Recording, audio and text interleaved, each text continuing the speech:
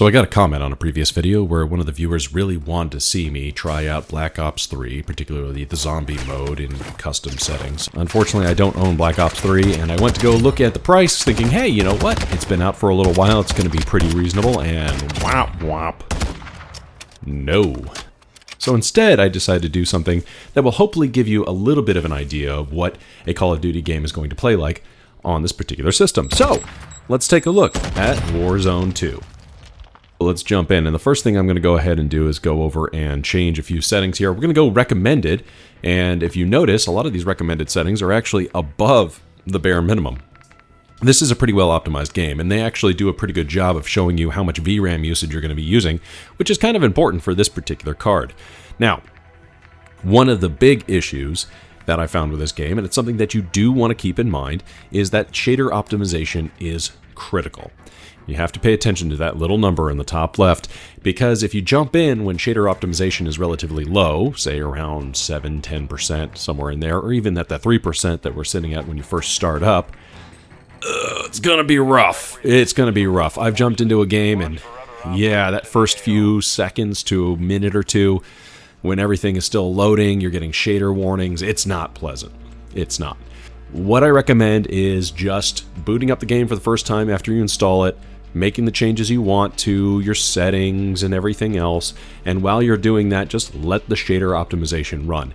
It took me roughly about 12 minutes to hit 98%, which I would probably say that's fine to jump in the game right around there. I would not jump in at a low percentage on that. Just give it some time. So that's something to keep in mind, particularly for my system. My system, it took a little while for that to load. And once loaded, as you can see here, not great performance on my end, but great performance from the game. I mean, look at this. We're staying right at 60 frames per second. We have a few drops down to about 58, but you know what? Staying very comfortably right at that 60-ish range. Yeah, I would say that this is a perfectly 100% playable game on an older system, especially one that's going to have a comparable graphics card and CPU build. You don't need the best of the best in order to jump in and actually enjoy this game, especially at 1080p. So just for comparison here, we're going to bring up the min specs for this game and compare them to the specs that I have here. As you can see, yeah, things work out pretty well. The Core i7 I've got on this machine is going to do quite well, and the RX 6400 as a graphics card is above the minimum specs. So yeah, I mean, this is a $200 build roughly. I bought a used Dell Optiplex off of eBay, which came with all the bare bones stuff that I needed, and then went out and bought this card. So for about $200, you can get a computer that can actually run this at 1080p very well. I might be able to even bump some of these settings and get some better visual quality out of this. And you see in the bottom right on the settings page that VRAM usage. You can slide that back and forth to try and find your optimal point. Now, one thing that was brought up in the comments from a previous video is that they were having issues with Discord running at the same time as they were playing Call of Duty. Well, yeah, unfortunately, Discord is a very CPU-intensive application, and on these older CPUs, you really kind of need to give as much as you can to the game. It is a compromise you have to make. If you have a higher-end CPU and you're just using a lower-end graphics card, then you're golden. You can just run with it as it is.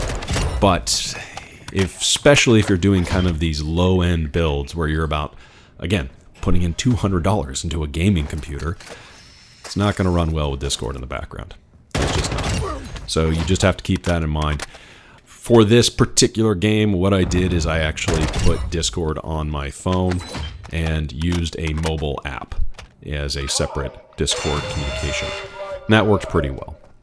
Wasn't ideal, I know. A lot of us like to keep everything into one system, and yeah, for most games, I do prefer to have Discord up on a side screen and then my main game going. And that's just not going to happen with this particular build. That's unfortunate, but it is what it is. Unless you're playing a lower-end game, which there are some low-end games out there which actually run very well. Well, anyway, I hope this was informative, and I hope you enjoyed watching me die multiple times in DMZ and Warzone. If you want, please leave a comment down below, like, subscribe, it helps out the channel, and share if you like too. So yeah, hopefully I'll catch you guys later.